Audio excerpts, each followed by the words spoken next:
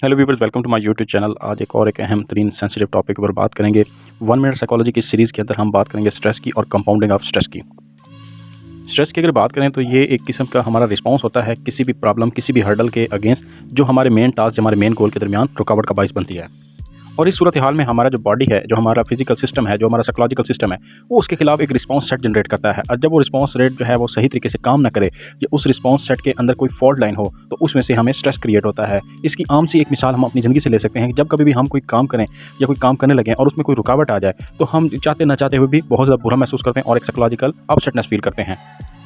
अगर एक और आम सी मिसाल लें कि अगर आपने किसी चीज़ का बिल जमा करवाना हो और वो आज आखिरी डेट हो, और आपके पास फाइनेंशियली इतनी ज़्यादा रकम या इतने ज़्यादा पैसे ना हो कि आप वो पैसे जमा करवा सकें या बिल जमा करवा सकें, तो ऑटोमेटिकली आप साइकोलॉजिकली अपसेटनेस फील करेंगे, क्योंकि आप बिल नहीं जमा करवा पा रहे हैं। इसकी वजह से आपको कनेक्शन लॉस हो सकता है। तो ये चीज़ आपको एक साइकोलॉजिकल स्ट्रेस क्रिएट करेगी और आपका जो ब्रेन है, जो कि फिजियोलॉजिकल जो साइकोलॉजिकल कंडीशन है, वो इसके खिलाफ रिस्पॉन्स बनाने के लिए अपनी बॉडी के ऊपर प्रेशर डालेगी। तो ये एक बहुत खतरनाक और सीरियस इलनेस में कन्वर्ट हो सकता है, इसलिए इसको समझना बहुत ज़्यादा ज़रूरी है। और अगर बात करें कंपाउंडिंग ऑफ स्ट्रेस की, तो ये उससे भी ज़्यादा खतरनाक और सीरियस हो सकता है। कंपाउंडिंग ऑफ स्ट्रेस जो है, ये इस तरह से समझना आसान हो सकता है कि अगर आपको कोई एक स्ट्रेस आ जाता है और वो स्ट्रेस मजीद ऐसी प्रॉब्लम्स और ऐसी मसाइल आपके लिए खड़े कर देता है जिनके अंदर से निकलना आपके लिए इंतहाई मुश्किल और इंतहाई अजियतनाक हो जाए, तो ये इस कंपाउंडिंग ऑफ स्ट्रेस कहलाता है। फॉर एग्जाम्पल, उससे पीछे मिसाल को ले लेते हैं, जहाँ पर आप बिल नहीं जमा करवा पाते तो आपको साइकोलॉजिकल स्ट्रेस फील होता है। अब वो बिजली का बिल जमा ना करवाने की वजह से आपका कनेक्शन लॉस्ट हो जाए, और कनेक्शन लॉस्ट होने से जो आप काम करें, जो बिजनेस करें, जो आप कंपनी रन करें, जो आप जिससे आपकी बिजली का काम सारा धंधा चल रहा है, वो सारा आपका ठप हो जाएगा, बंद हो जाएगा, जिसकी वजह से मजीद आप फाइनेंशियल प्रॉब्लम्स का शिकार हो जाएंगे।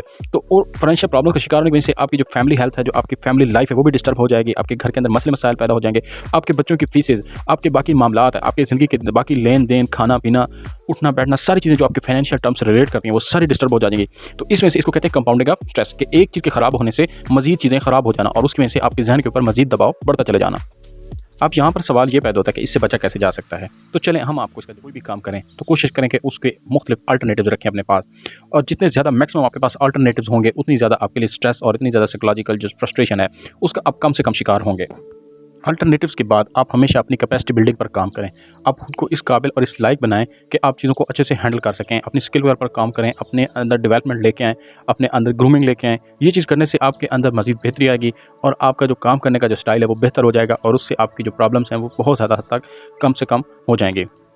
और आखिर में आप अपनी साइकोलॉजिकल हेल्थ का ख्याल रखें, एक्सरसाइज करें, अच्छी खुराक लें, तंदुरुस्त तवाना रहें, दूसरों का ख्याल रखें, अपनी सोशल लाइफ में बैलेंस क्रिएट करें और हमेशा पॉजिटिव रहें और अपनी सोचों को अपने कंट्रोल में रखें, क्योंकि सोचें ही हमारी ज़िंदगी का अहम हिस्सा होती हैं, जो हमारे अमल को और हमारे डिसीजन के ऊपर इम्पैक्ट करती हैं।